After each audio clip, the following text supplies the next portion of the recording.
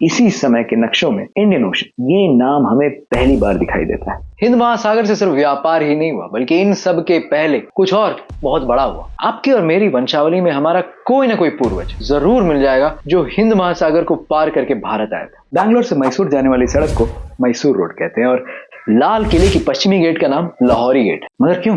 दुनिया में एक ही महासागर है जिसका नाम किसी देश पर पड़ा, इंडियन ओशन या हिंद महासागर। मगर ये नाम भारतीयों ने नहीं रखा। तो ये नाम कहां से आया? ये नाम उन लोगों ने रखा जो भारत तक समुद्र के रास्ते आते थे। मगर कौन है ये लोग और कहां से आते थे?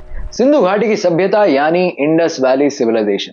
आजकल कहानियां वहीं से शुरू करने का ट्रेंड है, तो हमने सोचा कि हम भी वहीं से शुरू कर लेते हैं। तो हमारे ये पूर्वज 4,500 से 5,000 साल पहले भी हिंद महासागर में माल से भरे जहाज लेकर मेसोपोटामिया से लेके मिस्र तक जाते थे। दुनिया का सबसे पुराना बंदरगाह यानी पोर्ट लोथल गुजरात में है। आज लोथल समुद्र से करीब 50-60 किलोमीटर दूर है, मगर पहले ऐसा नहीं था। वहां से जहाजों में कपास, हाथी के दांत, कीमती पत्थर जैसी चीजें लाद कर भेजी जाती थी। सब बढ़िया चल रहा था और फिर आ गया क्लाइमेट चेंज।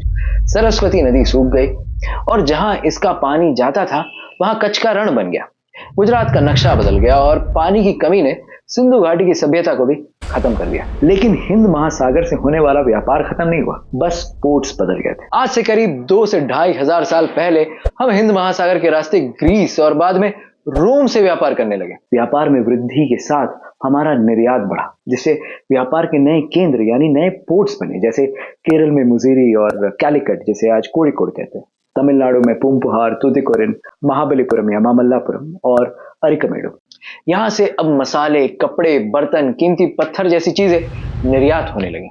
अब उन्नत किस्म के सामान, लंबी समुद्री यात्रा कर सकने वाले मजबूत जहाज और व्यापार के कई केंद्रों की वजह से अच्छे दिन आ गए। भारत विश्व का सबसे बड़ा व्यापारिक केंद्र बन गया। रोम भारत से इतने सामान आयात करता था कि 2000 साल पुराने रोम के सरकारी आंकड़ों के हिसाब से उनकी आय का 1/3 हिस्सा सिर्फ भारत से आने वाले सामान पर लगे इंपोर्ट ड्यूटी से आता था। यानी रोम में राम बसने लगे। प्राचीन भारत की शिप बिल्डिंग इंडस्ट्री अपने बड़े और टिकाऊ जहाजों के लिए विख्यात थी। यहां तक कि सिकंदर यानी अलेक्जेंडर द ग्रेट ने 326 ईसा पूर्व में 1800 जहाजों को भारत में बनवाने का ऑर्डर दिया था। अब इसे कुछ 1600 साल बाद चीनी इतिहास के सबसे महान नाविक और खोजी एडमिरल जेंग, कभी वक्त मिले तो इनके बारे में पढ़िएगा, उन्होंने अपने अनुवादक को हमारे जहाजों की इंजीनियरिंग समझने के लिए बंगाल भेजा। असल में चीनियों को अपने बड़े जहाजों पर बड़ा गर्व था और इसी वजह से वो समझना चाहते थे कि हम अपने ये जहाज बना कैसे रहे। तो जब चीनियों का सामना हमारे जहाजों से हुआ तो उन्हें पता चला कि उनके जहाज तो हमारे जहाजों के सामने काफी छोटे हैं। अब चीनियों को समझना था कि आखिर हम अपने ये जहाज बना कैसे रहे। एडमिरल जेंग की मृत्यु भी केरल के कैलिकट या कोड़िकोड में 1433 में हुई। नमित अरोरा की किताब Indians a brief history of civilisation में वो कुछ मजेदार किस्सों का उल्लेख करते हैं। देखते हैं कहां पे। यहां पे नहीं, हाँ तो यहां पे वो कहते हैं कि सन 1340 के आसपास इब्न बतूता एक जहाज से कैलिकट के बंदरगाह पर उतरे और नजारा देखकर दंग रह गए। यहाँ चीन, Sumatra, Ceylon, Persia, Maldives, Yemen और दुनिया के कोने कोने से आए हुए व्यापारी उन्हें मिलते हैं। और उसके कुछ 100 साल बाद यहां पे अब्दुल रज़ाक जब 1443 में कैलिकट के इसी बंदरगाह पर आते हैं तो वो अपना किस्सा सुनाते हैं। वो कहते हैं कि यहाँ के राजा और आम आदमी के पहनावे में ज्यादा फर्क नहीं है और कैलिकट के लोग दुनिया के सबसे बहादुर नाविक हैं।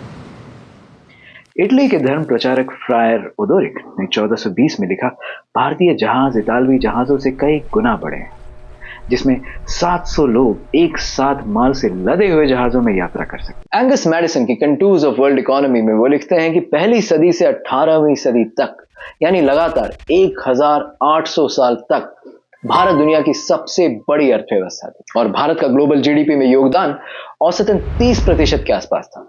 अंग्रेजों ने इसे घटाकर 4% से भी कम कर दिया बाद में। All roads might have led to Rome, but all waterways certainly led to India. अब इतना तो समझ में आ ही गया होगा कि दुनिया के हर जहाज का रुख भारत की ओर था। क्योंकि यहाँ पैसा था। और यही वह कारण है जिससे इस महासागर का नाम हिंद महासागर पड़ा, मगर ये इसका पहला और अकेला नाम नहीं है। हमारे पुराणों में अरब सागर यानी अरेबियन सी को रत्नाकर और बंगाल की खाड़ी को महोदधी या पूर्व पयोधी कहा गया है। अब 5th सेंचुरी बीसी में यूनान यानी ग्रीस के लोग आज की रेड सी जो हिंद महासागर के पश्चिमी छोर पर है उसे एरिथ्रियन सी कहते थे। रेफरेंस के लिए ये वही काल है जब गौतम बुद्ध जीवित थे। ग्रीक पौराणिक कथाओं में किंग एरिथ्रा सागर के देवता पोसाइडन के बेटे और उन्हीं के नाम पे हिंद महासागर के कुछ हिस्सों का नाम इन लोगों ने रख दिया था। वैसे इस सागर का नाम समय के साथ बदल गया, मगर इसके तट पर बसे अफ्रीकी देश इरिट्रिया का नाम एरिथ्रियन सी पर पड़ गया, जो आज भी नहीं बदला है। इतिहास प्राय आपको अपना नाम खुद चुनने का मौका नहीं देती। वैसे ही जैसे आपने स्वयं अपना नाम नहीं रखा, ज़ेंग हुआ के लिए हिंद महासागर वेस्टर्न ओशन था और यूरोपियंस के लिए ईस्टर्न ओशन।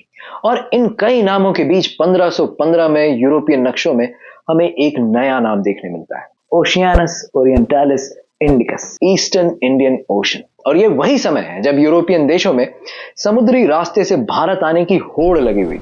1498 में वास्को ड गामा का पुर्तगाली जहाज इसी समुद्री रास्ते पहली बार भारत आया और फिर बाद में अंग्रेज भी इसी रास्ते भारत आए। अब आपके मन में एक सवाल उठना चाहिए, अगर ये पहला यूरोपियन था जो जहाज से भारत आया तो ग्रीस और रोम से हम व्यापार कर कैसे रहे थे? ये हो पाता था अरब मिडलमैन की मदद से। ये लोग रेड सी या उस जमाने की एरिथ्रियन सी तक जहाजों से माल को पहुंचाते थे, फिर ऊंटों पर उस सामान को लाद कर मिस्र के रेत के समंदर को पार करते थे। सामान फिर जहाजों में लादे जाते और मेडिटेरेनियन पार कर ग्रीस और रोम पहुंचते। इससे अरब व्यापारियों को मोटा मुनाफा होता था और कुछ मसालों के दाम तो 1000 गुना बढ़ जाते थे। इन अरब व्यापारियों को होने वाला मुनाफा खुद कमाने के लिए ही ये यूरोपियंस जहाज से हिंद महासागर के रास्ते भारत पहुंचना चाहते थे। यही सब करने के चक्कर में कोलंबस अमेरिका पहुंच गया और वास्को ड गामा भारत। इसी समय के नक्शों में इंडियन ओशन ये नाम हमें पहली बार दिखाई देता है। हिंद महासागर से सिर्फ व्यापार ही नहीं हुआ, बल्कि इन सब के पहले कुछ और बहुत बड़ा हुआ। एक हाइपोथेसिस है जिसका नाम है कोस्टल हाइपोथेसिस, जिसके अनुसार 75,000 साल पहले अफ्रीका के तट से मानव के कुछ छोटे छोटे समूह पहले अरब और फिर भारत के इन तटीय क्षेत्रों में आकर बसे और फिर कई हजार सालों में इसी समुद्री रास्ते से ये लोग हिंद महासागर के तटीय क्षेत्रों में जाकर बसने लगे और इन कई द्वीपों में भी ये लोग बसे। ऐसा होने के प्रमाण हमें माइटोकॉन्ड्रियल डीएनए के शोध से प्राप्त हुए हैं। आपकी और मेरी वंशावली में हमारा कोई ना कोई पूर्वज जरूर मिल जाएगा जो हिंद महासागर को पार करके भारत आया था। और इतना ही नहीं, अंडमान के द्वीप, इंडोनेशिया, फिलीपींस, ऑस्ट्रेलिया, प्रशांत महासागर के द्वीप जैसे न्यूजीलैंड, फिजी, मार्शल आइलैंड्स, इन सभी देशों के सभी लोग हिंद महासागर को पार करके ही वहां पहुंचे। अब इतने इंसान इस रास्ते जा रहे थे तो जानवर पीछे क्यों रहे? अब इस तस्वीर को देखिए। यह स्तंभ 2300 साल पुराना है और सम्राट अशोक ने इसे बनवाया था। इस बैल का वैज्ञानिक नाम है बॉस इंडिकस और इसे हम देसी गाय भी कहते हैं और ये ज़ीबू नाम से भी जाना जाता है। अब वही गाय आपको श्रीलंका, मेडागास्कर, केन्या और पूरे अफ्रीका में मिल जाएगी। बताने की जरूरत नहीं है कि ये भारत से ही वहां गए।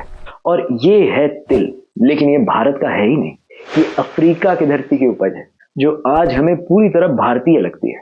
इसी प्रकार केले, इमली, भिंडी जैसे फल और सब्जियां सदियों पहले जहाज में बैठकर भारत आए।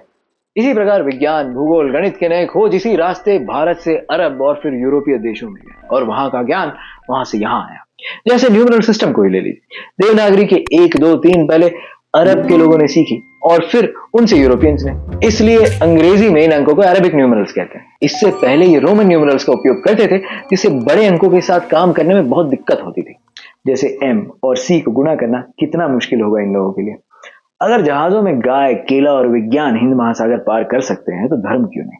सेंट थॉमस, जो स्वयं ईसा मसीह के अनुयायियों में से एक थे, वह भी हिंद महासागर पार करके केरल के तट पर सन 52 में उतरे, 52 AD। और इस प्रकार करीब 2000 साल पहले ईसाई धर्म भारत पहुंचा। उस वक्त न तो रोम और न ही कोई अंग्रेज ईसाई बना था। भारत में तब से ईसाई बस रहे जब बाइबल लिखा भी नहीं गया था। फिर सन 70 यानी 70 AD के आसपास रोमन सेना ने जेरूसलम में आतंक मचा दिया और यहूदियों को मारने लगे।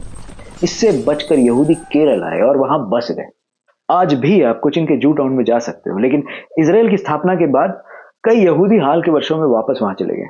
आज भी यहाँ जूश सिनेगोग है। वैसे यहूदी व्यापारी केरल में 560 ईसा पूर्व से ही आ रहे हैं। माना जाता है कि किंग सोलोमन, जो आपको बाइबल में भी मिलेंगे, उन्होंने अपने नाविकों को भारत भेजा था। वैसे ज्यादातर लोगों को लगता है कि इस्लाम भारत में घोड़े पर आया था, लेकिन पहली बार इस्लाम भी हिंद महासागर से जहाज पर आया था, और ये लाया था अरब व्यापारियों द्वारा। कहा? जी हाँ, ये भी केरल में ही आया। ये कितनी जल्दी आए ये सुन लो पहले। 610 ईस्वी में इस्लाम की स्थापना हुई और केरल के हिंदू राजा ने 629 ईस्वी में ही अरब और केरल के नए मुस्लिम अनुयायियों को मस्जिद बनाने के लिए जगह दे दी। इस वक्त तो पैगंबर मोहम्मद भी जिंदा थे। आज भी ये मस्जिद केरल के त्रिशूर जिले में है, जो दुनिया की दूसरी सबसे पुरानी मस्जिद मानी जाती है। भारत में इस्लाम तब से है जब अरब के आधे से ज्यादा लोग इस मजहब के बारे में जानते भी नहीं थे। फिर अरब में इस्लाम फैला और आज के ईरान यानी फारस पर आक्रमण हो गया। इन हमलों से बचकर अपने धर्म को बचाने के लिए पारसी भी हिंद महासागर से भारत आए। कहा? नहीं, इस बार केरल नहीं, इस बार वो गुजरात में आए और 8वीं शताब्दी में। दुनिया में इतने देश, लेकिन सबको भारत ही क्यों आना है? क्योंकि हम स्वैग से सबका स्वागत करते हैं और यहाँ आने के लिए हिंद महासागर उनका रास्ता आसान कर देती है। आज अगर हिंद महासागर से हो रहा व्यापार रुक जाए तो दुनिया भी रुक जाएगी। दुनिया का 50% तेल हिंद महासागर के रास्ते होकर जाता है। इस समुद्री मार्ग पर अगर कोई बाधा आ जाए तो इसमें पूरी दुनिया का नुकसान है। और इसके इसी महत्व को जानते हुए सोमालिया के समुद्री लुटेरे इन जहाजों को अपना निशाना बनाते हैं। हाल के समाचारों में आपने ये भी देखा होगा कि यमन के हूथी रेबल्स भी हिंद महासागर में जहाजों पर हमला करने लगे। अब ये सब होगा तो भला वो चुप कैसे रह सकता है जिसके नाम पे इस महासागर का नाम पड़ा है। बंगाल और गुजरात के तट से अंटार्कटिका तक और अफ्रीका से प्रशांत महासागर तक फैले हिंद महासागर के बारे में जानकर आपको कैसा लगा? कमेंट में बताइएगा। और अगर आपने सब्सक्राइब नहीं किया तो आपको हिंद महासागर का एक ग्लास पानी पिलाया जाएगा ताकि अकल ठिकाने आ जाए। फिर मिलते हैं। धन्यवाद और जय हिंद।